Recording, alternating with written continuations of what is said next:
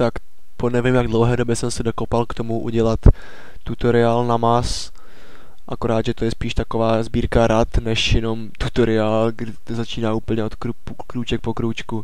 Předpokládám, že umíte melbáckýho runningmana, obyčejnýho úplně.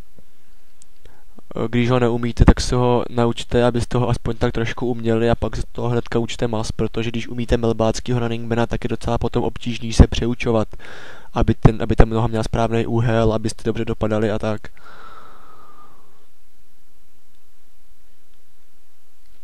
Úhel mezi kolenem, který svěrá vlastně koleno a lítko by měl být aspoň tak 90 stupňů a výš.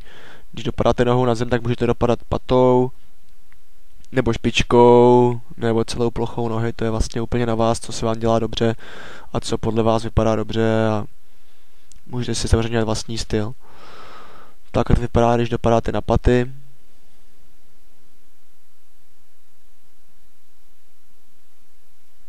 A takhle to vypadá, když dopadáte na špičky. Samozřejmě je to úplně na vás. Hlavně bych nechtěl, aby ten tutoriál byl něco jako nějaký pravidla, tak to dělej a jinak to prostě nesmíš dělat. Jako třeba tohleto, že vlastně v Melbourne Shufflu by měly být ty mezery mezi nohama zhruba tak stejný u každého kroku toho runningmana, když to u masu to být nemusí. První krůček, jak teďka třeba vidíte, může být úplně maličkej a druhý dlouhej. Nebo naopak, je to úplně fakt na vás.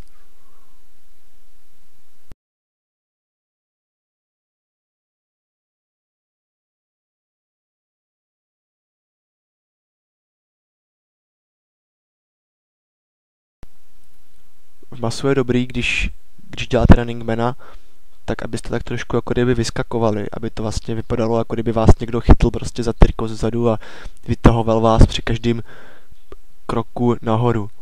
Jako kdybyste byli prostě loutka a mít úplně volný tělo, úplně volný ruce a prostě sebou tak různě kejvat.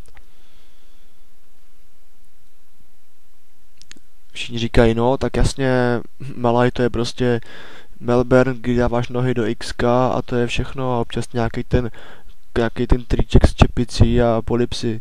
No ale problém v tom, že to není ono. Takže malajský runningman může být třeba do Ačka nebo Včka, vidíte teďka, a tohle je do Xka, samozřejmě to můžete kombinovat a můžete to mít různý úrovně, třeba tohle už je fakt jako docela hodně, už hraničí s tím, že si rozbijete hubu. No. A pokud teda chcete dělat toto XK, tak to děláte tak, že se vlastně převažujete. Převažujete se vždycky tou nohou, co máte nahoře. Rozhodně to nedělejte tak, že byste tou nohou strkali prostě nějak do boku, hlavně aby to bylo jako X. Jo, což teďka uvidíte za chviličku.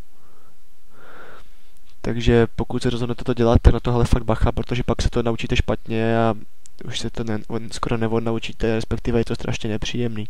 Takže nic takového, jako vidíte třeba teďka. To takhle by to určitě nešlo.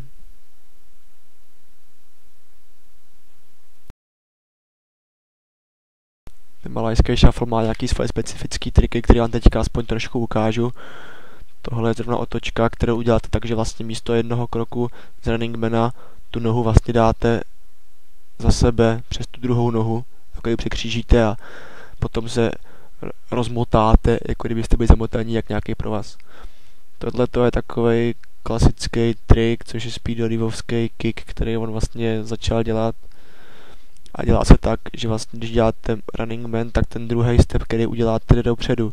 Společně s tou druhou nohou, která se buď může dotknout země, nebo může být jen tak ve vzduchu, ale aby to vypadalo, že jste se prostě aspoň něčeho dotkli, aby tam ta noha nějak nepovlávala, jako, aby to vypadalo, že jste prostě narazili na nějakou překážku ve vzduchu.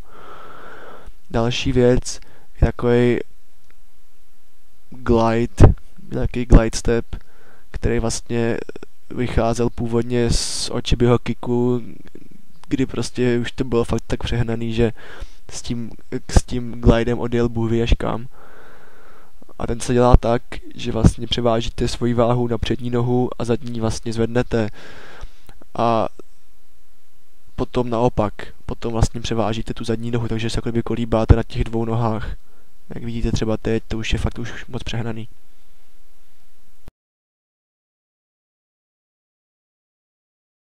Tak z toho, co jsem vám teďka ukázal, by se v závěru po nějaké době, po nějaké delší době, co to tancujete, udělat něco takovýhodle. Samozřejmě použiju tam i občas step, což uvidíte teďka třeba přesně teď, takže dobrý ho umět, určitě se ho naučte. No a pokud vám ten tutoriál, respektive ta snůžka nějak pomohla, tak to bych byl moc rád. A pokud nepomohla, je to kravina, tak mi to napište. Já vím, že to je kravina, protože jsem to udělal hlavně v rychlosti, aby mě furt lidi nepsali s tím, jestli existuje nějaký must tutoriál. A pokud máte ještě nějaký dotazy jiný, tak napište PMko na Shuffle Forum, kam si určitě přihlašte, pokud začínáte tancovat, protože to fakt pomáhá. Určitě tam potkáte spoustu zajímavých lidí, kteří vám s tím pomůžou, s tím tancováním. Tak čus.